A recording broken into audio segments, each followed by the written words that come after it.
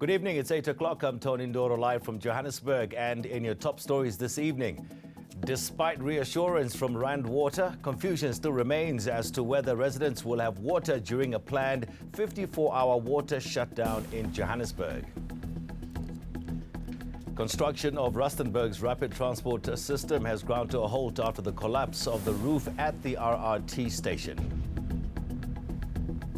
And Zinhle Maditla, the woman accused of murdering her 4 children with rat poison, has been denied bail. All right, we'll catch up with Jeffrey later.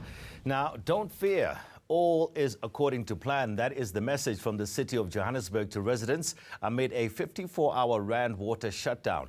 The water utility is installing a new valve as part of a 600 million Rand upgrade, but it's promising that residents, they will not be running out of water at all. Zinhle Maditla filed this report for us. Rand Water's 54 hours shutdown began on Monday morning. The water utilities once again assuring those in affected areas like the city of Johannesburg, Mogale City and Mfuleni that this doesn't mean that the taps will be running dry. Rand Water has 2 purification plants. We have Zinhle purification plant. We also have Rienegen purification plant. The Zinhle, it's not in any way going to be affected, and that's the biggest one. We purify 4,600 megaliters on daily basis. But there could be low water pressure, and high-lying areas will be most affected. Rand Water has had to do the upgrade in order to respond to an increase in water demand. But what if, for some reason, the shutdown lasts for longer than planned? The city of Johannesburg says not to worry. The only thing that we will do is we will restrict flow from the reservoirs. That means that we will just simply close our valves a little bit, and that will then just lower the pressure. So decreased pressure, that's the only thing that at this point in time that we will be doing if it goes beyond 54 hours or if our reservoirs are going to run below our minimum acceptable standards. The message from authorities is there's no need to panic or store extra water. Zinhle Maditla, Johannesburg. Construction of Rustenburg's rapid transport system has temporarily ground to a halt. It comes after the concrete roof at the RR station collapsed over the weekend. No one was injured. The city has earmarked over 2 billion Rand to revive its integrated public transport system. Zinhle Maditla has more. This is what's left of the RRT station. The project has been mired in controversy after the municipality ended its contract with a previous service provider due to underperformance. We then called off all works on our RRT stations, particularly where we have the concrete slabs. This is the case behind us here. Now we have engaged the contractors on site as well as the engineers to come and provide us with a technical expertise of what exactly could have led to that collapse. A firm has since been appointed to fix the shoddy work while the old contractor is being taken to court. We have activated all the legal processes necessary to make sure that all the financial losses that the municipality has incurred is recovered. And the process is with the court, and we are hopeful that with the evidence that we have compiled, we will become successful. But some opposition parties are blaming the council, saying the incident could have been avoided. It must be a wake-up call to all the political parties in Rustenburg to really stand up and fight for communities and get out of our comfort zone and do what is best for the community. The municipal mayor must be held accountable. The first phase of the RRT is set to be launched later this year. Rustenburg is one of the fastest growing urban centers in the country. Residents in these areas have been banking on the project to be able to reach their destinations easily. But for now, it seems that have been put on hold. Zinhle Maditla, Rustenburg. A young Mpumalanga mother who allegedly poisoned her 4 children will remain behind bars until the start of her trial. Bail for Zinhle Maditla has been denied. The 25-year-old accused faces 4 counts of premeditated murder after confessing to killing her children with rat poison. A psychiatric evaluation has deemed her fit to stand trial. Zinhle Maditla was in court. Applicant's application for bail, it is denied or it is dismissed. Magistrate Mdumseni Mavuso believes the state has a strong case against Zinhle Maditla. He says she didn't present any exceptional circumstances warranting her release. But he's raised concerns around her confession. The fact remains that confession was taken in hospital. The confession is questionable. Maditla's family members say they respect the court's decision. As family, we are disappointed because we wanted to get bail and come out and be with us and give more support. But yes, we are very disappointed indeed. Anger is still there, but not as much because now we're starting to forgive her and trying to just get over what happened and just be there for her because we've lost our grandkids. We're going to lose her, so we just need to support her and see what's the outcome of the kids. The community where the crimes took place is still shaken. Ever since this tragedy happened, to us as a community, it's been difficult to cope with. But we are praying and hoping that such things will never happen in the community again. A psychiatric evaluation has deemed Maditla fit to stand trial. Her lawyer has revealed a possible defense, though. He wants to argue that while Maditla may have been sane when she committed the murders, she could have been suffering from an emotional disturbance that eliminates criminal liability. The indictment has been served and the matter is now transferred to the High Court sitting in Middelburg for Maditla's trial, which is set to start in September. Zinhle Maditla, eMalahleni in Mpumalanga. 2 security guards have been shot and wounded at Folweni High School outside Durban, just a week after a teacher was killed at another school in the same area. Safety at KZN schools is under scrutiny once more. Tuba Vilane has more. It was in the early hours of Saturday morning when 2 security guards came under fire at this school. Both were shot and one was critically injured. The suspect made off with some school equipment. The security guards, 2 of them were working a night shift, and then around about 3 a.m. in early hours of Saturday, they were approached by unknown suspects who were traveling near Baki, who forced entry inside the school. And when they tried to stop them, that is when the suspects fired several shots towards them. Both of them were injured, but one is seriously injured. This incident follows the killing of a teacher on school grounds in the same area a week and a half before. Authorities are trying to come up with a solution.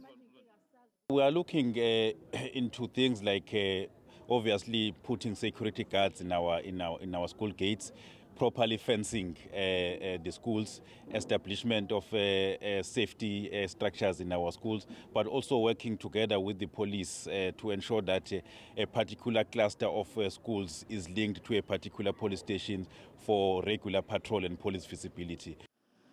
One of the guards is in a critical condition in hospital, while the other is stable. No arrests have been made. Tuba Vilane, Folweni, KwaZulu-Natal. And South Africa is celebrating Sho Madjozi's big win at the BET Awards in Los Angeles. She walked away with the Best New International Act award. The Huku superstar made history by becoming the first female South African artist to win a BET. She beat competitors from Nigeria, the UK and France. I guess for me, my story is a testament that you can be from any village, in any forgotten part of the world, and you can still be a superstar. And like for the girls that come from where I'm from, which is Limpopo, I just want to say you don't have to change who you are and you can still be big. Nice one. Now stay with us here on eNews. Coming up, with the tourism figures on the rise, Home Affairs are introducing a new e-visa application system. We get reaction to that up next.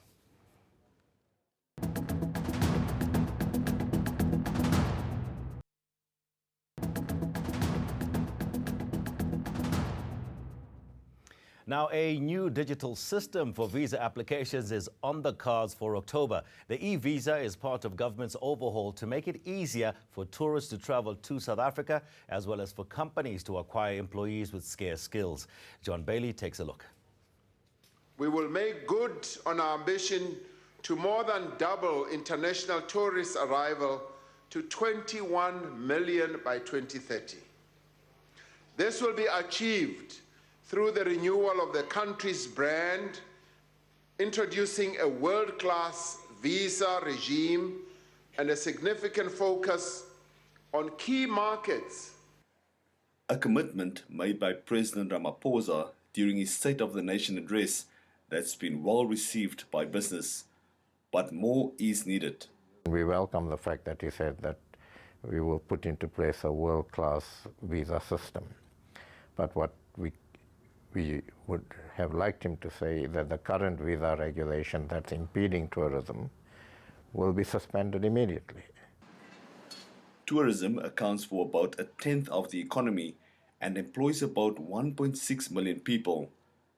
The latest data shows an increase of more than 4% year-on-year in April. Home Affairs says the new visa system will enable investment. It should also make it more efficient to admit people with scarce skills, and it won't compromise the country's security. We are now at the stage where we are doing functional testing.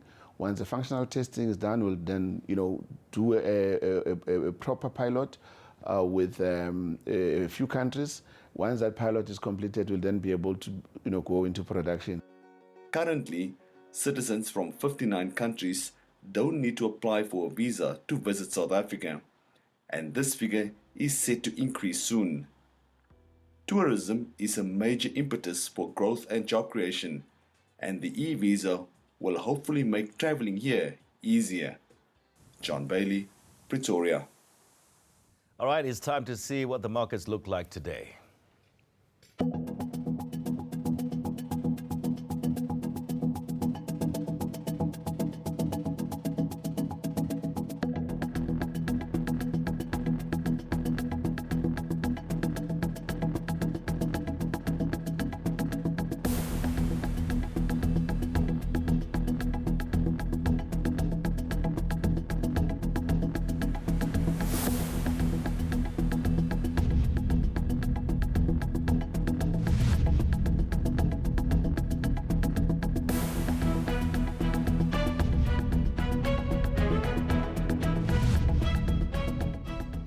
Right, let's bring you some news from over our borders now. 28 people have been confirmed dead after a building collapsed in Cambodia. The 7-story building was under construction in the coastal town of Sihanoukville.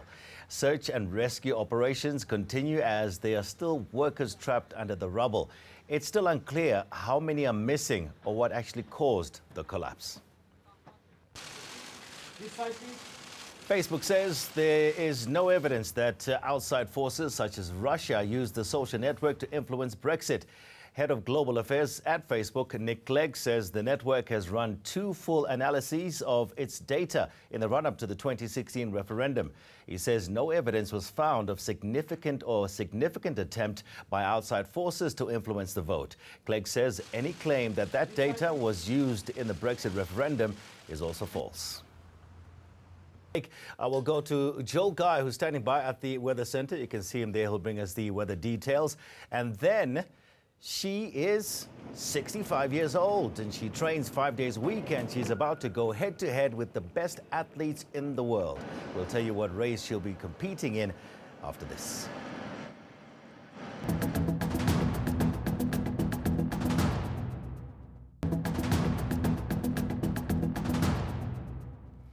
Okay, start of the week. It's been chilly. Let's see what Joel Guy has got in store with us with the weather report. Joel, good evening.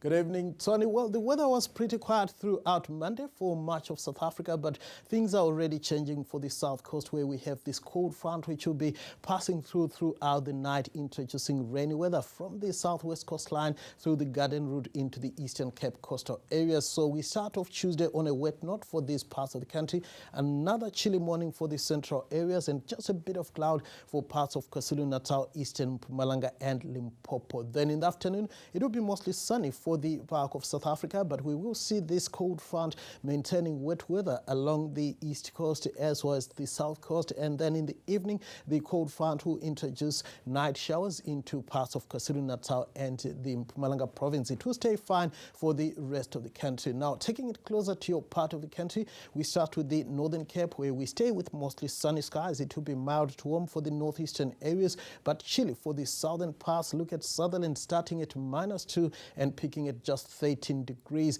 The Western Cape should be partly cloudy to cloudy, pretty chilly for most areas, with rain showers for the southern parts of the province. Cape Town, however, should get away with partly cloudy skies and warm to 19 degrees. We are expecting more or less similar weather conditions for the Eastern Cape. It will be cloudy and rainy for the coastal areas, pretty chilly for Makanda as well as Bisho, both peaking at just around 13 degrees. Rain showers are forecast later on in the day for KwaZulu-Natal. It will be cold for the interior but mild for the coastal areas, with highs mostly in the lower 20s. A mostly sunny and cool to mild day is forecast for the Mpumalanga Highveld. It will be warmer as we go towards Mbombela, with a small chance of light rain in the evening.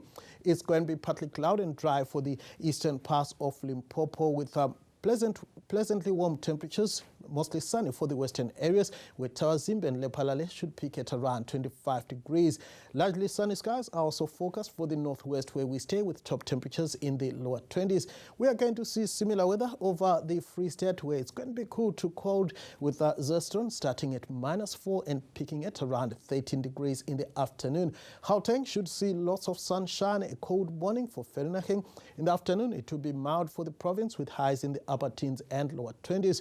Now, just quickly looking ahead to your Wednesday, we are going to see isolated rain and thunder showers over the Free State, the Eastern Cape and Western KwaZulu-Natal. A bit of rain is also forecast around Mbombela. Then on Thursday, we are going to see lots of sunshine for much of South Africa, with mild to warm afternoon temperatures. However, it will be partly cloudy for Cape Town, with a chance of light rain late on Thursday night. That's all from me for now, Tony. Back to you. All right, thank you so much, old guy. They're shedding some light in terms of the weather for the next few days. Thank you so much.